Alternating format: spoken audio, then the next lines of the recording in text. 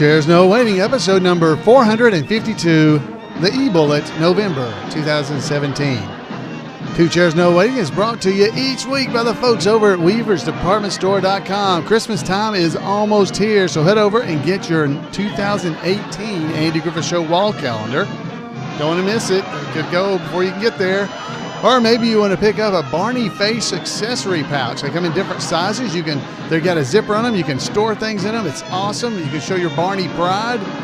And the Mayberry Trivia book by Scott Hopkins. All great books and things to see over at weaversdepartmentstore.com. Two Chairs No Waiting is also brought to you by donations from listeners just like you. The executive producer of episode number 452 is Sarah Blaine. Yay, Sarah. Sarah's birthday is right now. So happy birthday to Sarah and happy birthday to everybody else. It might be their birthday this week. Hey, I'm Alan Newsom, your host for Two Chairs No Waiting, and it's always wonderful to be here in town with you. And every week, I enjoy being able to come in and spend time talking to you, giving you information about the Andy Griffith Show that you may not know about, or you may have heard before and forgotten. That's me, because there's a lot of things that I have heard before and forget. And then somebody will ask me a question, and it turns out I talked about it on some podcast episode, and I go back and listen and find out the answer. Yay. The bad part is I have to look at things I've already said to be able to remember, because I can't remember. You may be the same way, which is great. That means you can listen to the podcast over and over, and it'll never be old to you. Yay. But hey, even if you don't want to do that, there are 450 something episodes of this show. So you have got to be able to find something you're going to enjoy.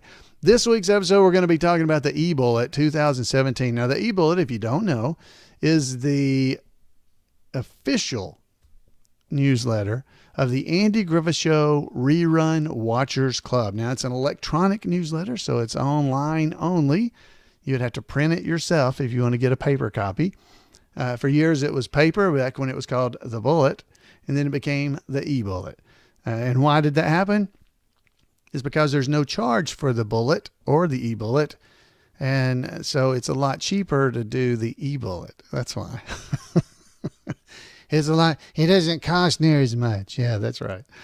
So the Rerun Watchers Club puts it out as an electronic newsletter that you can go to the website and read anytime. You can go over there and check it out. And also this week, the bonus is going to be this week's installment of This Week in Mayberry History with Randy Turner. Now, I say that's the bonus, but I think, you know what? I think we're going to do it first, and then we're going to go and talk about the eBullet. Okay, so everybody hang on. We're going to head over and hear from our good buddy, Randy Turner, at the Mayberry Historical Society.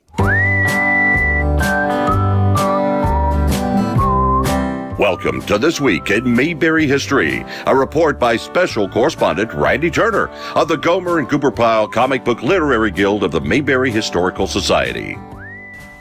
Joanna Moore was born in a small Georgia town on November the 10th, 1934. She had a life that was successful in many ways, though laced with tragedy. Joanna was actually born Joanne and was the older of two daughters. When she was a child, her parents and younger sister were involved in a fatal car accident, with her mother and sister dying in the accident itself, and her father dying a year later from injuries sustained in the crash. After being cared for by an elderly grandparent, she was adopted by a wealthy local family, at which point she changed her name to Joanna. Undoubtedly affected the rest of her life by this early, devastating loss, she married briefly while still a teenager, but divorced the same year. She then won a beauty contest while attending college, which led to her moving to Hollywood and being discovered by a casting director. She was soon appearing on television, making her debut in 1956 in an episode of Lux Video Theater. She also appeared in Orson Welles' 1958 film noir classic, Touch of Evil.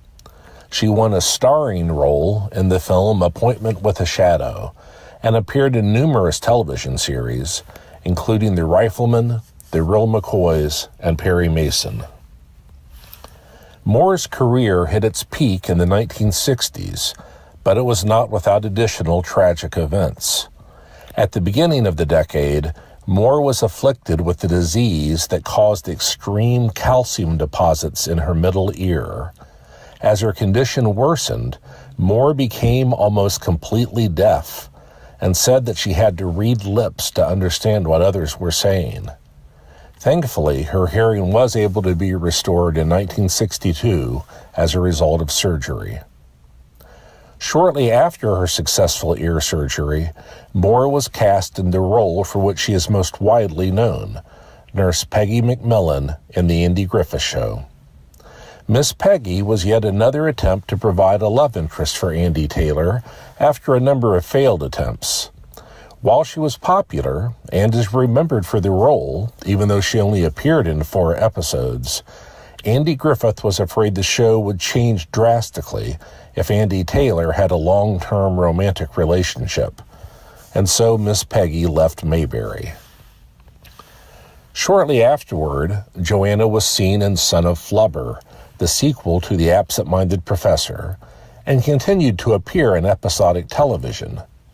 In 1963, Joanna met another actor, Ryan O'Neal, and within weeks she was pregnant. They married in April, and their first child was born in October. That child was Tatum O'Neal, who eventually became a popular actress, and thanks to her performance with her father in Paper Moon in 1973, the youngest child actress to win an Academy Award. A year later, Joanna and Ryan had a second child. While Joanna continued to act, Ryan starred in the immensely popular nighttime soap opera Peyton Place, a series in which Joanna was once also a guest star.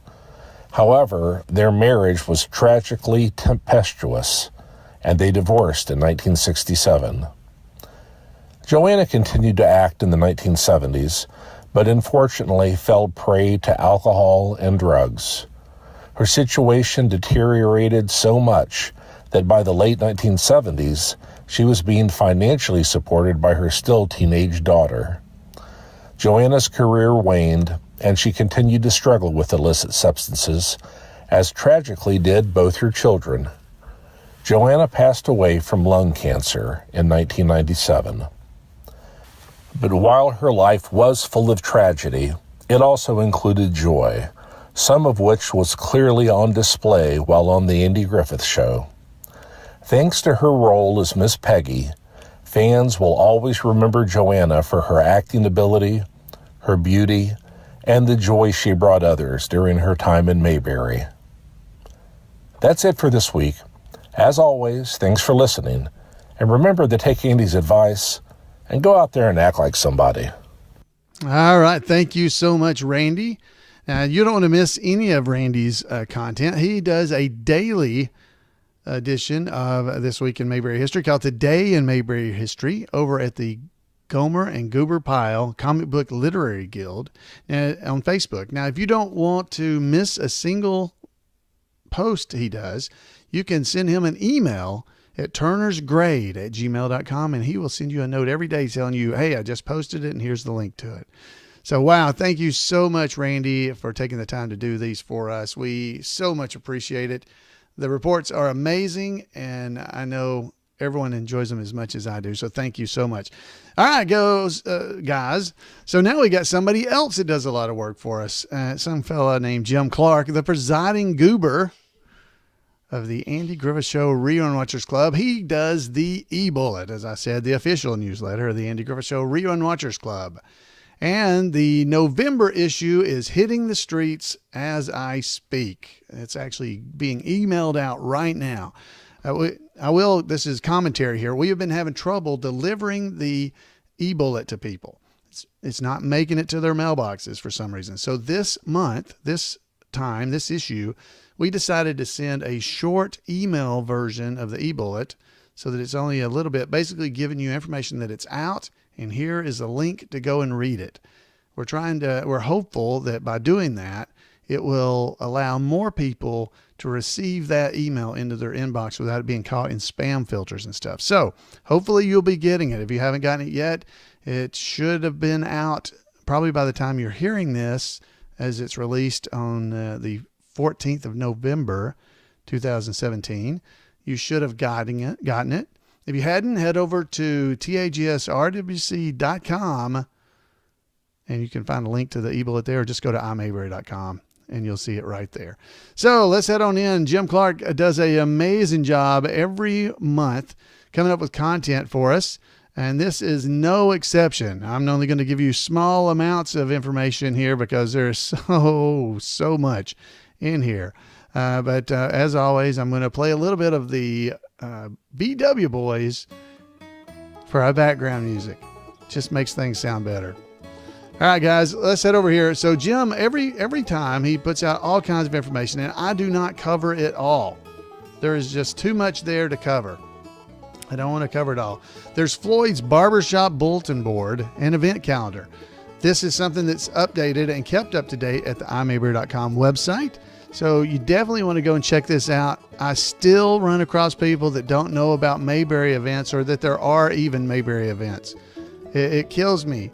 People do not realize all the events that occur related to the Andy Griffith Show. Wow, how can that possibly be? Now remember, one of the things in there every time is the third Friday of every month, Betty Lynn appears at the Andy Griffith Museum to visit with everybody. There's so much happening. I don't even want to go through and try to tell you about it. Head over to the event calendar, read the eBullet, and find out what's going on. The one thing I will tell you about, because it's something I want to go to, is on December the 9th, Mayberry Christmas Show starring Maggie Peterson, Rodney Dillard and the Dillard Band, and David, the Mayberry Deputy Browning. They're going to be in Middle Tennessee again. Yeah, in Mount Juliet, Tennessee. They got show times are at 6 o'clock. The doors open at 5. General admission's $20. You can go to mayberrychristmas.org and get you a ticket. So if you're in the Middle Tennessee area or anywhere near there, let's go and fill up the church. It's being sponsored by 3 churches: Green Hill Church, Victory Baptist Church, and Abundant Life Church. Great time will be had. The only problem I ever have when I go to these is I want to jump up as Floyd and do things. But I'm not part of this show. So anyway, I'm hoping to get to go to that as well. Now, there's a lot of other things. Like I said, I'm going to hit some of the highlights of the big events that are happening throughout the thing. Oh, and if you missed that one, there's another one going to be up in East Tennessee, up in Johnson City. You can head and see that. The same show, the Mayberry Christmas Show, is going to be up there, but it's December the 17th. So head and check that out.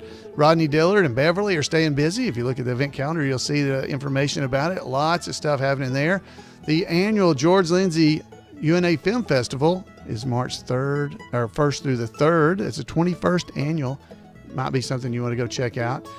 The 5th annual Mayberry in the Midwest is coming up in May 18th through the 20th. Don't miss it. It's a great event. You're going to enjoy yourself. Come on, there'll be tribute artists, special guests. There's going to be all kinds of things. Currently, the special guest is yet to be determined. Karen Knotts is doing her show in different places all over California and just everywhere. You'll need to be checking. And of course, the big event of every year that you need to make sure you're aware of is in September, the last full weekend of September, the 29th annual Mayberry Days in Mount Airy, North Carolina. Head over there and make sure you check out the event calendar. All right, so there's all kinds of stuff. There's a Mayberry Cruise coming up next year. It's the 13th one. I'm talking to them about not calling it Mayberry Cruise 13 because, there might be some people don't want to go because it's 13. It'll be like Barney. I'm not too excited about it.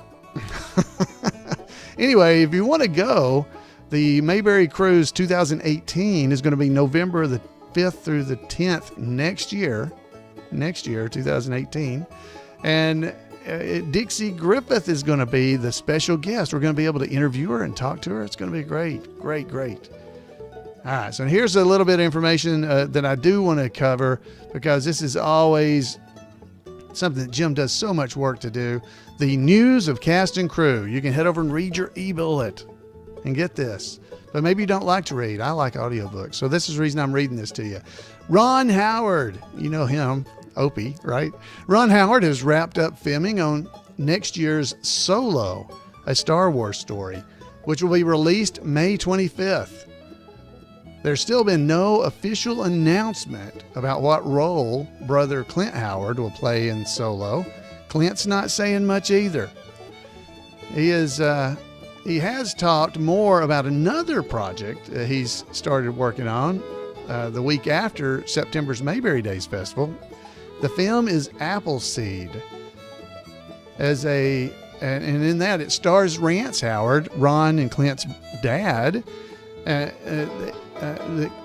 Clint's going to be in that as it stars Rance as a hitchhiker with a past. It's scheduled for release in 2018. At least that's the way I read this. 2018. So be watching for that. Rance Howard. Now there's pictures of Rance in there dressed up as Carl from an Appleseed. You definitely want to see the pictures. Rance is a nice guy. I got to meet him one time. That's pretty neat.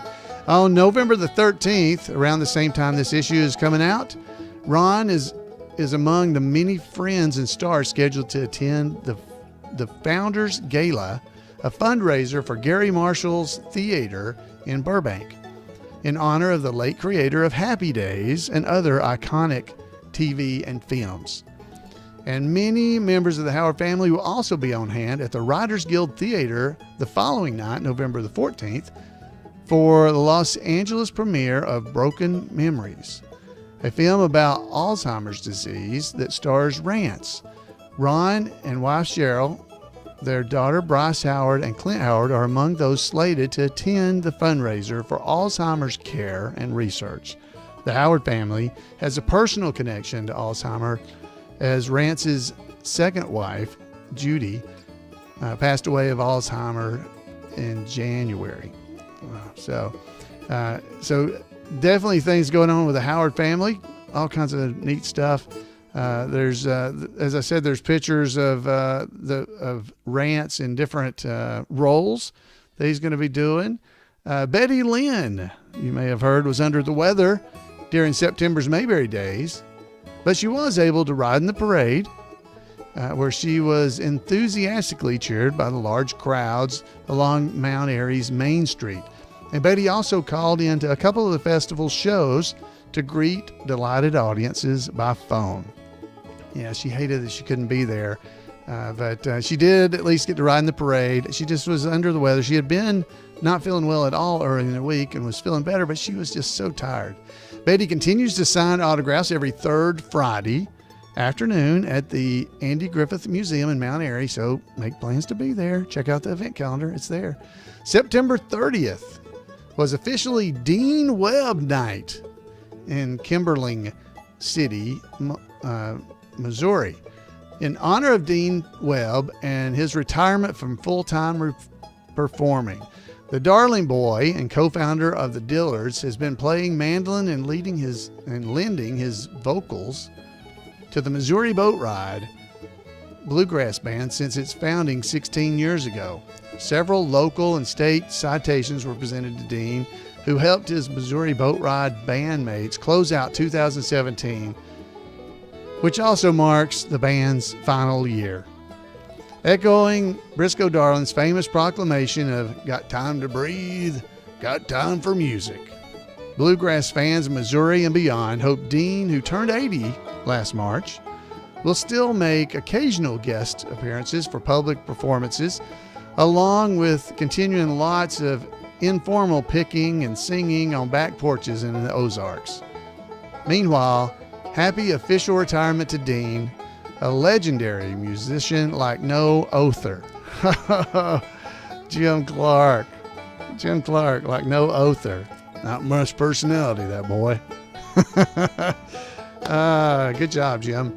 Roland White, the mandolin playing member of the Country Boys in Mayberry on Record episode. Remember that one? He was inducted into the International Bluegrass Music Hall of Fame during the IBMA Awards, which were held in Raleigh, North Carolina on September the 28th. He also performed with an all-star band during the show. Roland's brother Clarence, the late legendary guitar player who appeared in the same Andy Griffith Show episode and also in Quiet Sam. Roland was absent from the latter because he had joined the Air Force, was a 2016 inductee. So a hearty congratulations to Roland. Congratulations, Roland. Wow. Mayberry Days was lucky that Joy Ellison, you know Joy, she was Effie Muggins and Mary Wiggins. She was also Miss Mayberry, you know, and among other people.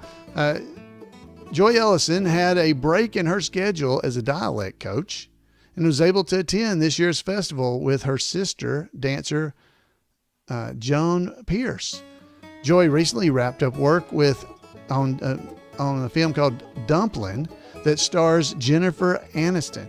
Joy was also the dialect coach for Logan Lucky, a box office hit last summer. Yeah, and Joy actually got to read some trivia questions during the 2017 trivia contest, Mayberry Days trivia contest there in Mount Airy. So she participated with us. Bettina Link, she's the wife of the late Richard O. Link, Dick Link, who was the associate producer for the Andy Griffith Show and a personal manager for Andy Griffith, Jim Nabors, Maggie Peterson, Ken Berry, Ronnie Shell, Jerry Van Dyke, and, you know, lots of people. She received the key to the city of Mount Airy during the mayor's proclamation during Mayberry Days. Bettina also presented the original Mayberry sheriff's and deputy badges to the Andy Griffith Museum. The original ones. That's right. The original ones.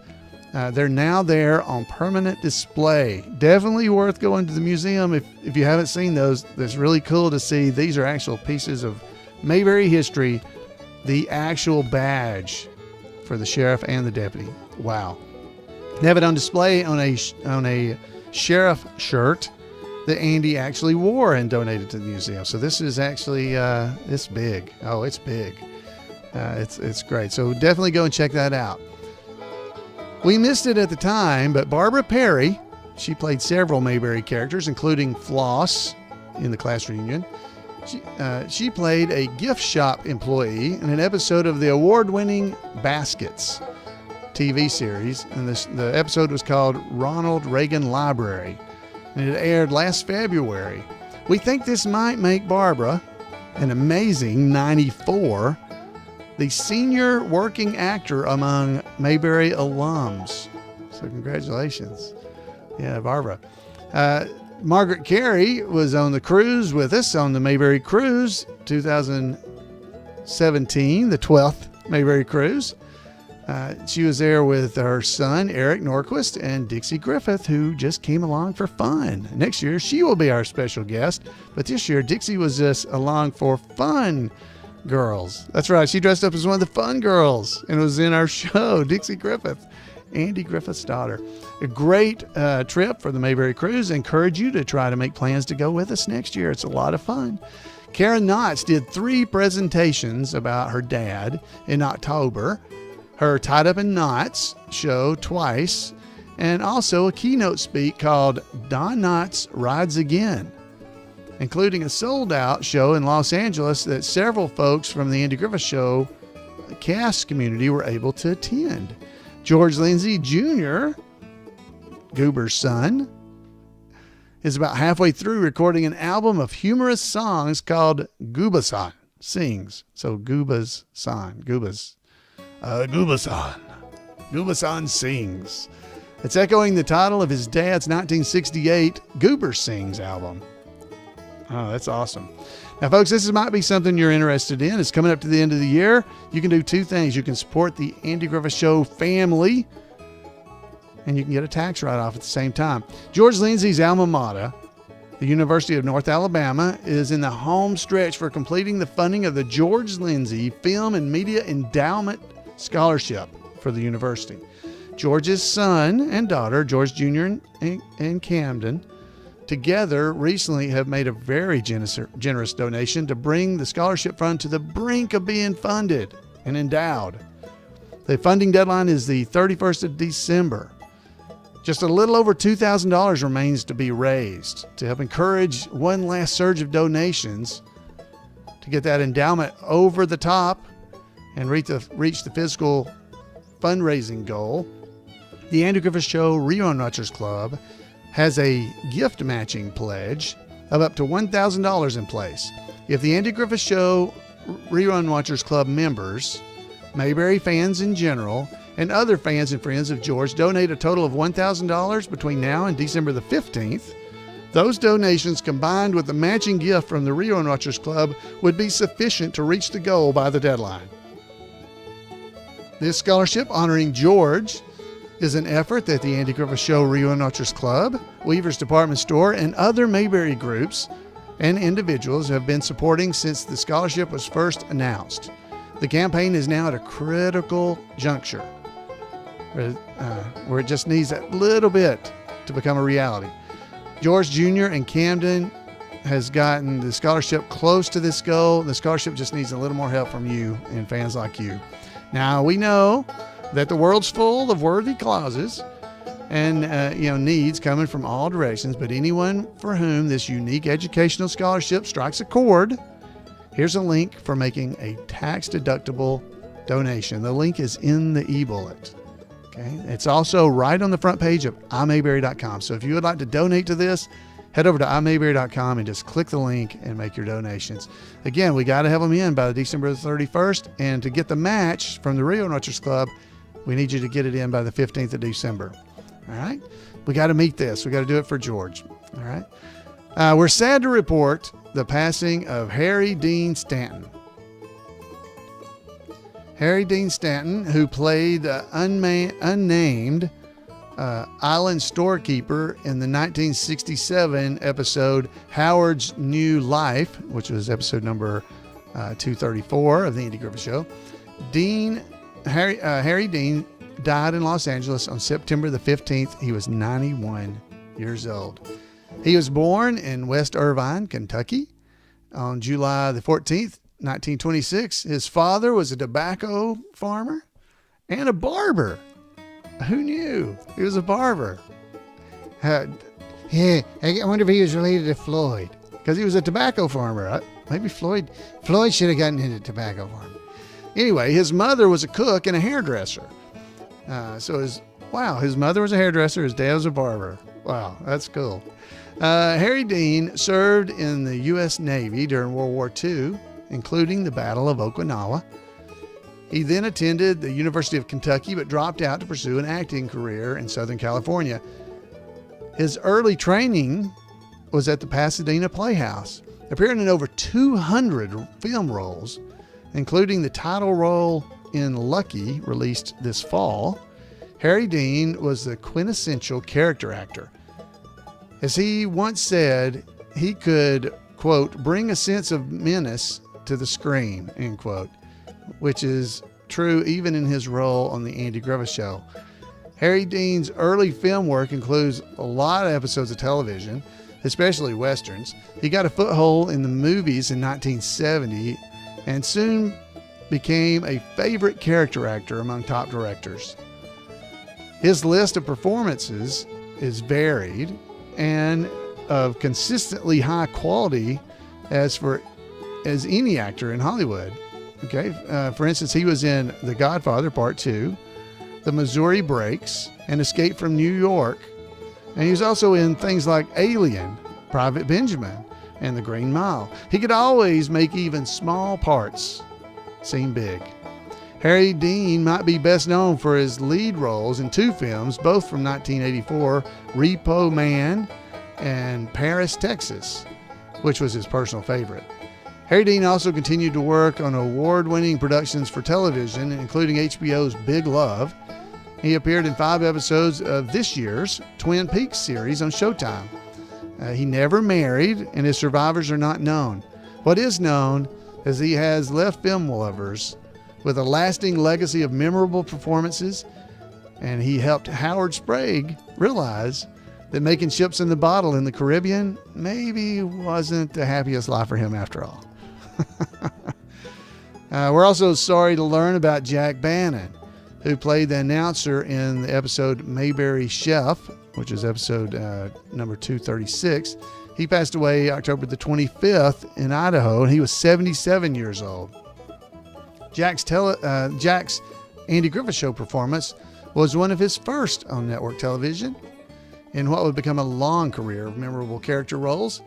He is best known for his role as Art Donovan in 5 seasons of the acclaimed Lou Grant TV series on CBS from 77 to 82. He was a prolific stage actor who often performed with his second wife, Ellen Travolta. Yeah, the older sister of John Travolta, who survives him. He was born in Los Angeles and grew up in an acting family. His brother Jim Bannon was a noted stuntman and actor known for his work in westerns in the 1950s. His mother is the legendary B. Benaderet. No, I can't say her name. B. Benaderet. I'm not saying her name right. You know who she was. She played Pearl on the Beverly Hillbillies. She was also on Petticoat Junction as Kate Bradley. And, you know who we're talking about. And also Green Acres. Anyway, that was her. I didn't know that was his mother. I thought that was cool.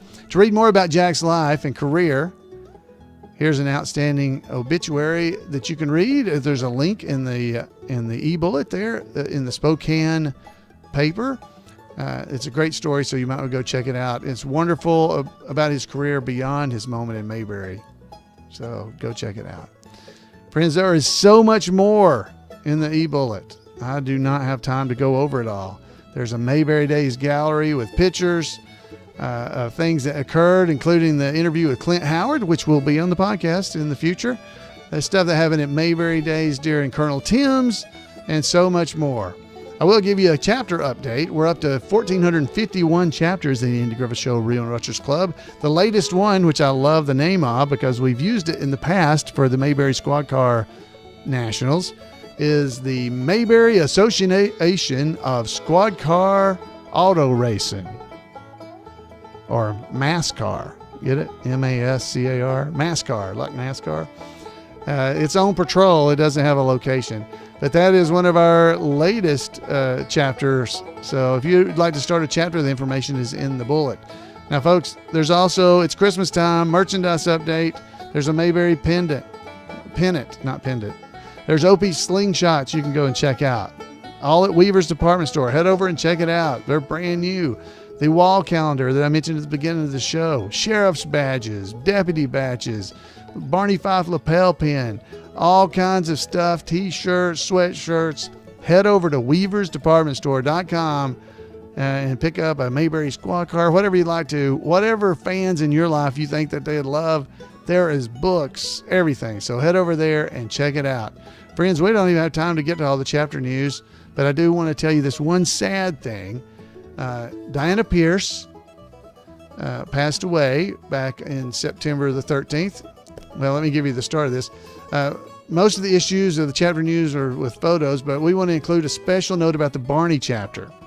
There's lots of pictures and stuff in here in the eBullet, so go check it out. The Barney chapter in Greensboro, North Carolina, which unexpectedly lost 2 long-time and beloved members in the last 2 months, so we want to mention them. Diana Pierce passed away on September the 13th, and Wanda Fields is known well by many of the attendees of Mayberry Days and other Mayberry events in Mount Airy. She passed away on November the 7th after being struck by a car while visiting Virginia. Our hearts go out to Diana and Wanda's families and to the friends and family in the Barney chapter group. It's a loss. So our hearts do go out to you. Friends, there's even more in here. I'm not going to go into it. There's stuff that happened at Mayberry Days. Maybe we'll cover it some other time. I just am not going to read it all to you. I want you to head over there and check out the amazing work that Jim Clark does as part of putting together the eBullet. So go check it out. So friends, that's just a piece and a little chip off the iceberg of the things you can find at the eBullet. If you don't get the eBullet, go and sign up for it. If you don't get it because it didn't get delivered to you, head over to imayberry.com and click the link right there on the front of the site, and then head over and check it out, because it's not hard at all to find. the episode. So, friends, that is all the time we have. I hope you've enjoyed it. Wow, I heard some stuff from last week's episode. People seem to enjoy that. I just love hearing from you guys. So I would love for you to take some time and write me, call me, let me hear from you. You got some for next week or already ready. I just love hearing from you. That's what it's all about. Get out there and spread that Mayberry spirit with one another. Tell people about the iMayberry.com, the bullet, everything. They don't know. There's so many that don't know that I think would enjoy it. We have got to get the word out. I'd love to hear from you. Give me a call at 888-684-8415 or drop by twocairsnowaiting.com and click the contact button up at the top. It's got all kinds of stuff about how to get in touch with me. Great to hear from you. Folks, until next week, have a great time, and we'll see you here on Two Chairs.